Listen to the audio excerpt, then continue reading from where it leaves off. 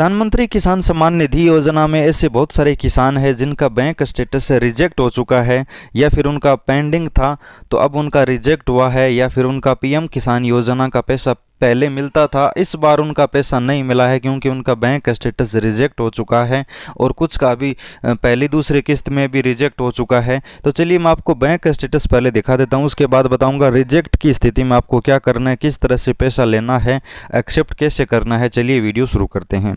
PM किसान योजना के आधिकारिक पोर्टल पर सिर्फ बेनिफिशियरी स्टेटस का ऑप्शन है, यानी आप यहां पर पात्रता चेक कर सकते हैं और किसान की जानकारी देख सकते हैं, इंस्टॉलमेंट देख सकते हैं, लेकिन bank status accept reject pending का कोई यहाँ पर ऑप्शन नहीं है।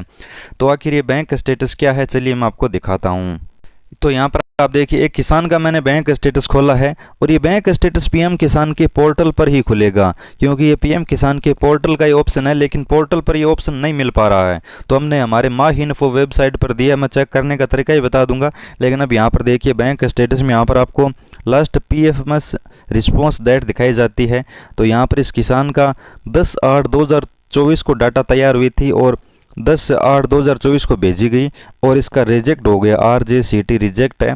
और इसका रीजन क्या है, रीजन भी यहाँ पर दिया हुआ होता है। अगर रिजेक्ट हो चुका है तो रीजन होगा, अगर पेंडिंग एक्सेप्ट है तो कोई रीजन नहीं होगा। तो इस किसान का पेमेंट मोड भी देखिए आधार है और इसका 3/9/2024 को ये यहाँ पर रिजेक्ट या एक्सेप्ट हुआ है, तो यहाँ पर रिजेक्टेड हुआ है 3 तारीख को। UDI never enable for DBT, यानी आपके बैंक खाते में DBT इनेबल नहीं है, UDI नेवर इनेबल है, यानी आधार में आपका DBT यानी सरकारी फ़ायदा बंद है। तो ऐसी स्थिति में आपको क्या करना चाहिए, तो मैं आपको बता दूं, आप अगर आपके पास 2 अकाउंट है तो आप तुरंत ही DBT वाला बैंक चेंज कर लीजिए, यानी NPCI के साथ दूसरा बैंक लिंक कर लीजिए। सबसे सरल और सबसे आसान सुधार तो यही है जो मैं आपको डायरेक्ट ही बता देता हूँ। अगर आपके पास एक ही बैंक खाता है, दूसरा बैंक खाता आप नहीं रखना चाहते, नहीं रखते हैं, तो आपको इसी में जो आपका DBT चालू है, जुड़ा है, यानी आपने जो चालू करवा रखा है उसके साथ अपडेट करवाइए, यानी दोबारा से NPCI लिंक करवाइए, क्योंकि इसमें आपका आधार के साथ NPCI तो जुड़ा हुआ है लेकिन DBT का फ़ायदा प्राप्त करने वाला ऑप्शन इसमें बंद है। तो इसके लिए आपको दोबारा से NPCI बैंक खाते के साथ लिंक करवाना होगा, यानी आधार DBT चालू करवानी होगी।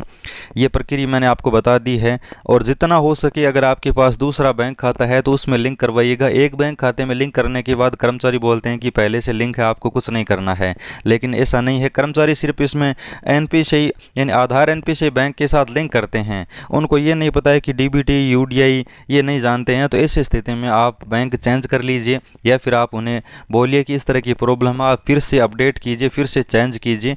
तो अपडेट करने के बाद ये प्रॉब्लम आपका सही होगा, अन्यथा ये प्रॉब्लम सही नहीं होगा। सभी किसान चेक कर लीजिए, लगभग का यहाँ पर एक्सेप्टेड मिलेगा, जिनको पैसा मिलता है या फिर अब मिलने वाला है, और जिनका पैसा बंद हो चुका है या फिर अभी तक किस्त नहीं मिली है तो वो चेक कर लीजिए, उनका पेंडिंग होगा या रिजेक्ट होगा। तो ऐसी स्थिति में आपको पता चल जाएगा कि हमारा पीएम किसान का पैसा क्यों रुका है, किस वजह से बंद है। तो आप यहाँ पर ये प्रॉब्लम देख सकते हैं। अब चेक करना चाहते हैं तो मैं आपको बता देता हूँ, आपको गूगल में सर्च करना है पीएम किसान PFMS बैंक स्टेटस माही इन्फो। तो आप जैसे आगे माही इन्फो लगाओगे तो माही इन्फो पोर्टल पर आपको लिंक मिल जाएगा, पीएम किसान PFMS बैंक स्टेटस माही इन्फो.in पोर्टल पर जाइए और पीएम किसान PFMS bank status registration number डालकर तुरंत चेक कर लीजिए। धन्यवाद।